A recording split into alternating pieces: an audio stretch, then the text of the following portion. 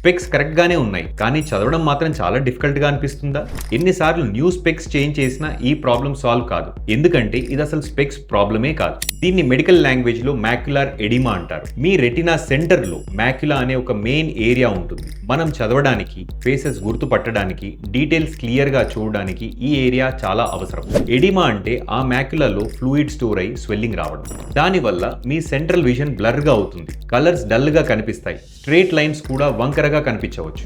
ఇక్కడ చాలా మంది చేసే కామన్ మిస్టేక్ ఏంటంటే ఆప్టిషియన్ దగ్గరికి వెళ్ళి మళ్ళీ న్యూ గ్లాసెస్ మారుస్తుంటారు. గుర్తుపెట్టుకోండి, గ్లాసెస్ మీ ఐ ఆప్టిక్స్ ని కరెక్ట్ చేస్తాయి, కానీ రెటినా లోపల ఉన్న స్వెల్లింగ్ ని అడ్రస్ చేయలేవు. ఇది మేజర్ గా డయాబెటీస్ లేదా వెయిన్ బ్లాకేజెస్ వల్ల అవుతుంది. దీనికి ఎగ్జాక్ట్ ట్రీట్మెంట్ ఇంట్రావిట్రియల్ ఇంజెక్షన్స్. ఈ ఇంజెక్షన్స్ తో ఆ సెంటర్ ఫ్లూయిడ్ ని క్లియర్ చేసి స్వెల్లింగ్ తగ్గిస్తే చాలా కేసెస్ లో విజన్ రికవర్ అవ్వచ్చు. సో గ్లాసెస్ మారుస్తున్నా విజన్ ఇంప్రూవ్ కాకపోతే నెక్స్ట్ స్టెప్ వెంటనే ఒక రెటినా స్పెషలిస్ట్ ని కలవండి. కరెక్ట్ డయాగ్నోసిస్ తో వాల్యుబుల్ టైం ని, విజన్ ని కాపాడుకోండి.